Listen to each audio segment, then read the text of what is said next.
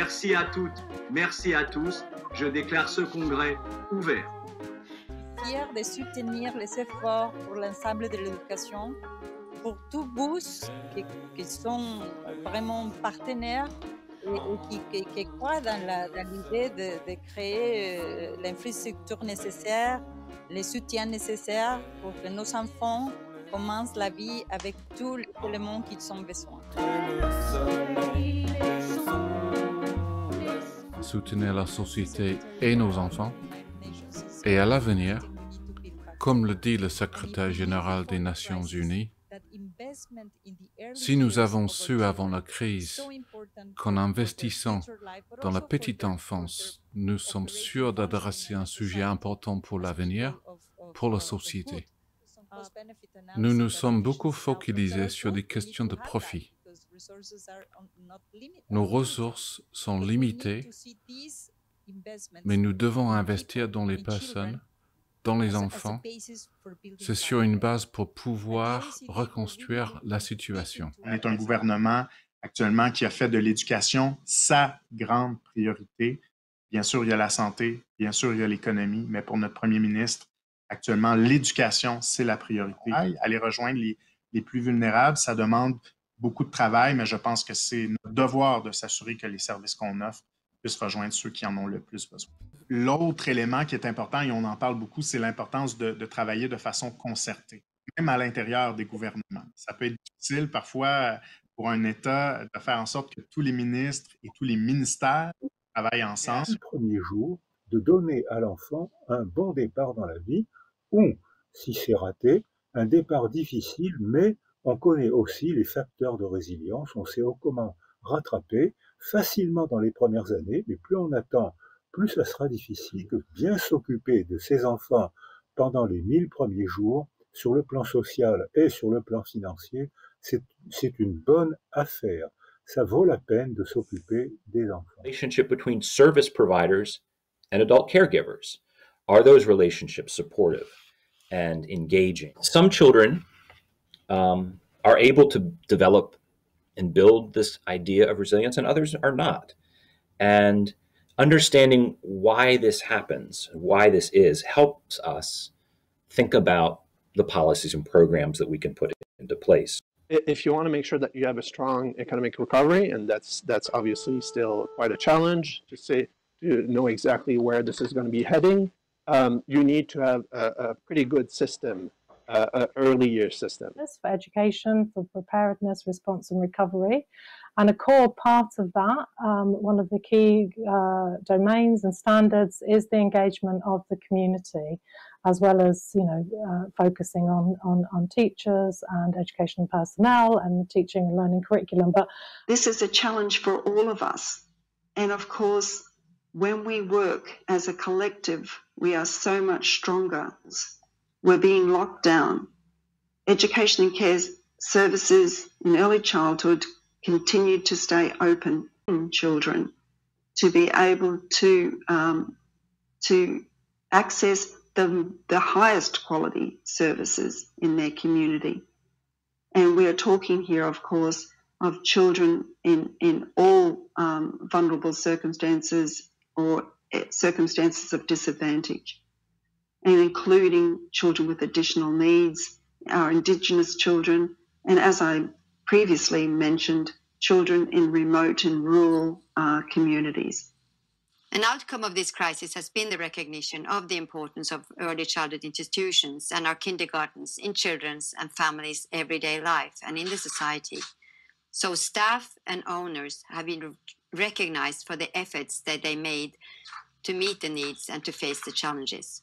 The situation can evolve if there is a political commitment, if there is a mobilization of national stakeholders, if there is an emphasis on access, inclusion and quality. Un processus d'évaluation qui est rigoureux, qui se fait en continu, qui est supervisé par des chercheurs et qui implique dès le début du processus les milieux de l'éducation dans ce processus de réflexion. Où sommes-nous? Où vont-nous aller? Et que pouvons-nous faire un petit pas à la fois pour voir des progrès, puis bien sûr aller mesurer l'impact de ces progrès. Collaborer avec le plus de monde possible pour prévenir les gens. qui a cette vision transversale du développement de l'enfant, de sa conception à l'autonomie adulte? Alors, nous avons une urgence d'agir et plus c'est tôt dans le développement de l'enfant et plus nous avons une pression sociale d'offrir le soutien aux parents d'abord et à l'enfant d'abord pour lui permettre de retrouver ses marques et de devenir une famille qui permet l'attachement, qui permet le développement. Il reste aussi beaucoup de progrès à faire pour que l'intérêt supérieur des enfants, je sais que ça a été un des sujets de cet après-midi, soit effectivement une considération primordiale dans les décisions qui vont les concerner. Je dirais aussi qu'il convient de faire des politiques de prévention une priorité effective, en intervenant le plus précocement possible auprès des enfants, dans une approche universelle et non prédictive, nourrie des droits de l'enfant.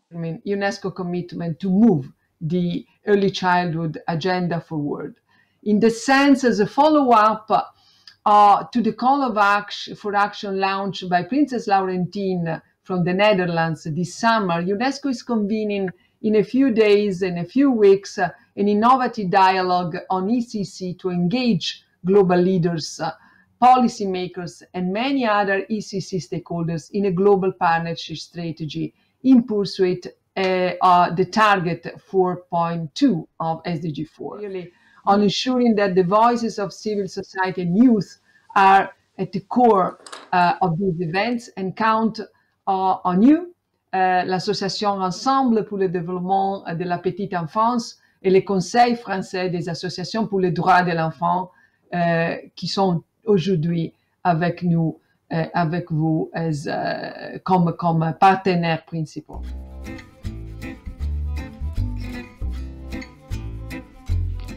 It takes a village to raise a child, and it takes joint efforts to help overcome some of the challenges this crisis has brought forward.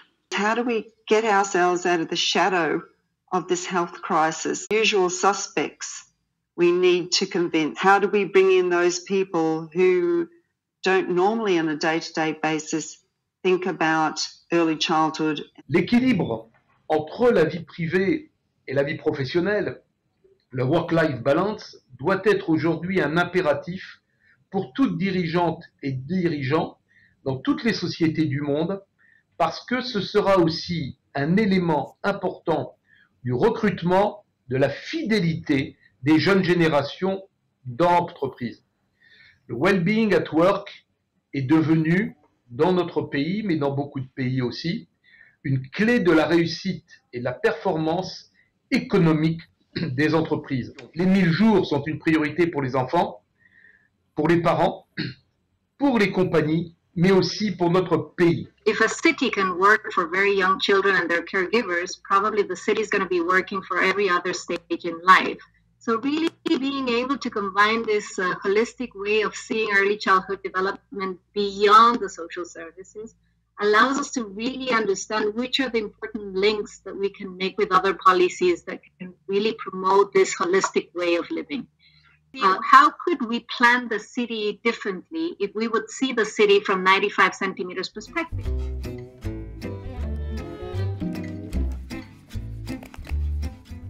Dans chacune de nos régions, les professionnels se réinventent, travaillent à partir de leurs valeurs et permettent aux enfants de s'épanouir et de développer leur plein potentiel. La pandémie a créé des différences très importantes entre les uns et les autres. Je sais que nous avons aussi beaucoup parlé des travailleurs indispensables à la société. Ce sont notamment des femmes dans les hôpitaux qui ne sont pas très bien payées. Il y a aussi des aides-soignantes à domicile.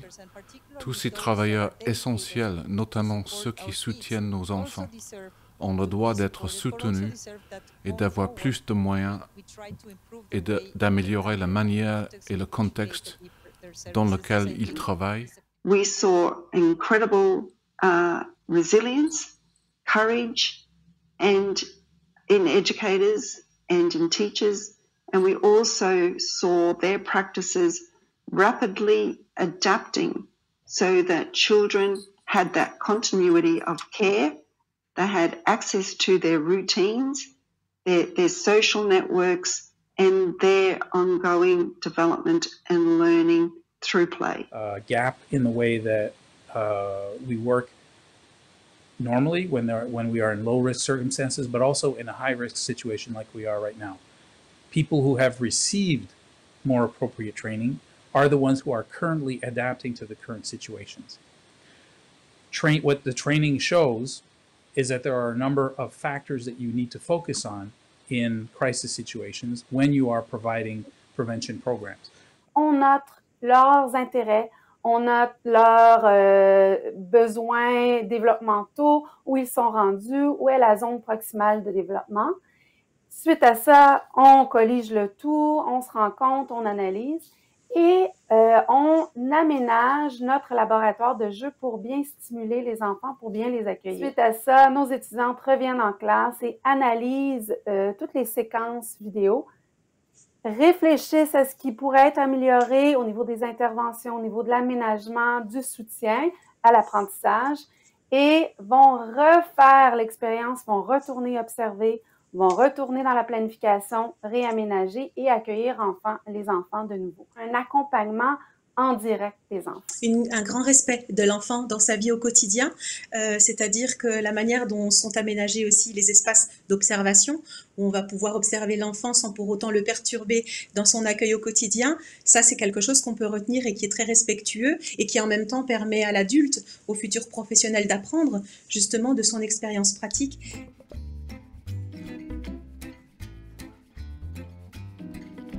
En gros, ce projet des 1000 jours, c'est un peu démentir Bourdieu et tous les tenants du déterminisme social. Voilà, c'est faire en sorte que la politique publique que nous menons et cet investissement massif que nous devons avoir sur la petite enfance, qui est, je pense, assez inédit à ce point dans notre pays, puisse permettre de véritablement et efficacement lutter contre les inégalités de destin pour offrir à chaque enfant de notre pays une vraie égalité des chances. Un langage commun entre nous tous qui avons un intérêt à soutenir le bien-être des enfants peut faire la différence. Les familles qui ont le plus besoin de soutien sont les moins inclines à demander de l'aide. Au fil des avancées scientifiques, le réseau des CPE a milité pour améliorer la qualité des services offerts aux jeunes enfants. On sait maintenant que plus on agit tôt dans la vie d'un enfant, plus on agit avec intensité, continuité, plus l'enfant aura l'opportunité de se développer de manière optimale. Mais comment assurer cette qualité de service? C'est la question qu'on s'est posée. Par la mobilisation des acteurs du réseau, la diffusion de connaissances scientifiques, par la capacité des milieux éducatifs à s'approprier aussi ces pratiques et ces connaissances, par un gouvernement et une société civile qui reconnaît l'importance de l'agir tôt, mais aussi par le partage et la curiosité. Un interlocuteur valable, c'est-à-dire qu'il a quelque chose à dire, il a quelque chose à exprimer et on doit l'écouter. Et c'est à partir de là qu'il peut éventuellement faire évoluer ses comportements, mais à partir de sa propre réflexion. Et je crois que c'est la façon dont on pourra le mieux armer nos enfants par rapport à tous les défis qui les attendent demain. How early experiences affect brain development. And what we're learning is that what we've understood in terms of the brain and cognitive development for learning is true for the rest of the body's interrelated systems. In this period, we just realized that there needs to be a greater focus on the well-being of the key adults that are around the young child. And those are primarily in this context, we are talking about parents and the professionals that are working for the young children. And we need to think better what kind of support is needed so that they act in the best interest of the child. A greater emphasis now had to be put to address not only the individual needs of the children, but also the individual needs of the families. C'était que depuis 16 ans, nous donnons chaque année la parole aux jeunes pour qu'ils s'expriment sur leurs droits. Et ce qui est encore plus important, c'est que chaque année aussi, nous portons cette parole à l'Assemblée nationale pour que nos politiques, les élus, entendent cette parole des jeunes.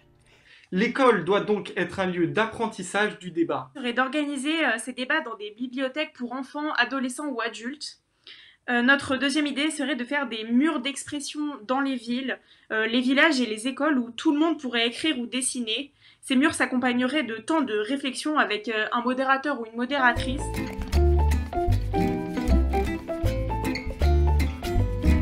Ensemble, continuons de nous mobiliser pour agir le plus tôt possible.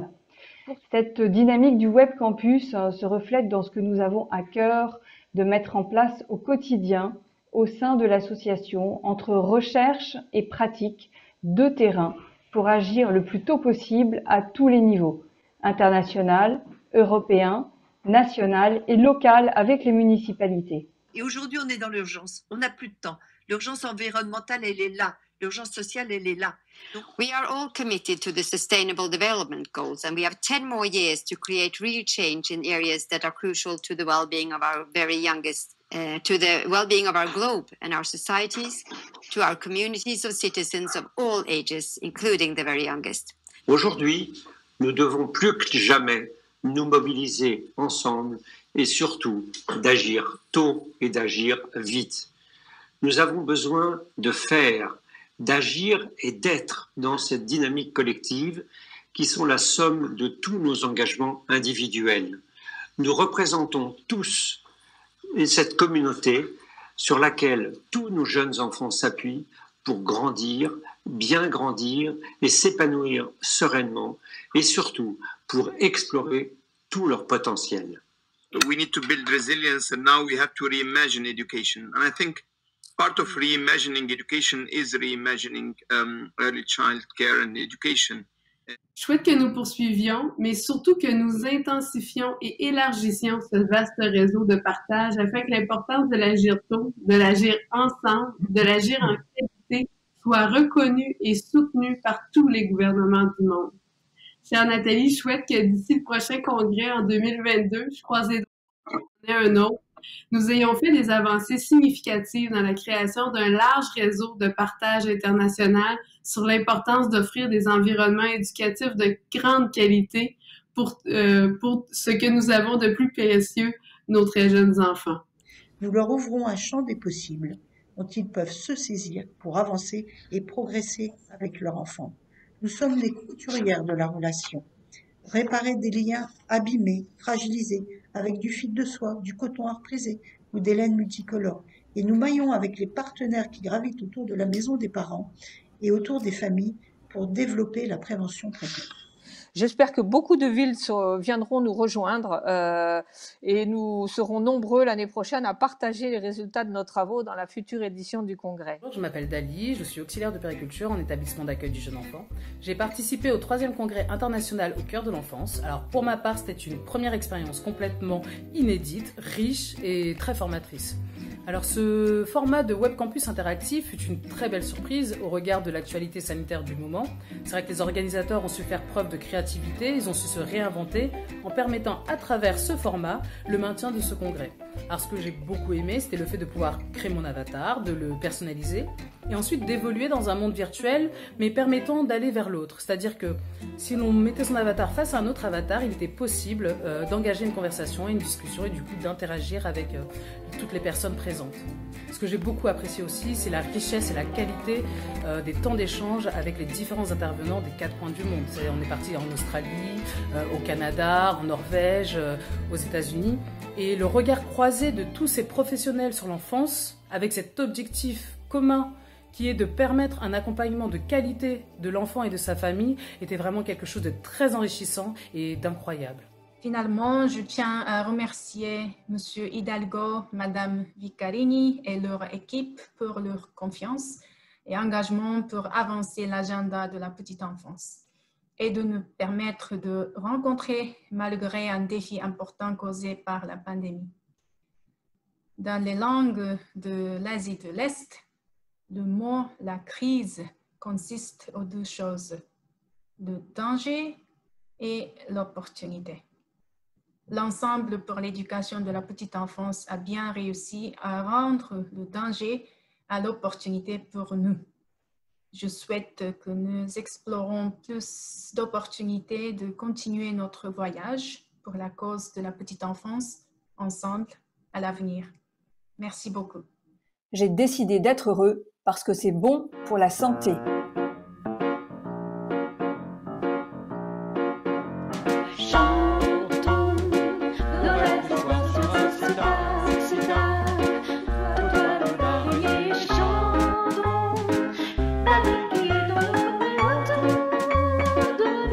Je voudrais vraiment remercier très chaleureusement tous les intervenants exceptionnels de la journée, mais aussi tous les experts qui ont nourri notre réflexion tout au long de ces 5 sessions de ce congrès international au cœur de l'enfance. Je veux remercier aussi la formidable coopération de l'OCDE et de l'UNESCO et saluer leurs représentants. Un mot particulier, vous le comprendrez tous, pour notre si chère déléguée générale, Nathalie Casso-Vicarini, sans qui, il faut le dire, rien de tout ceci n'aurait jamais été possible. Et donc je veux la remercier, elle, particulièrement, ainsi que tous les membres de notre belle équipe.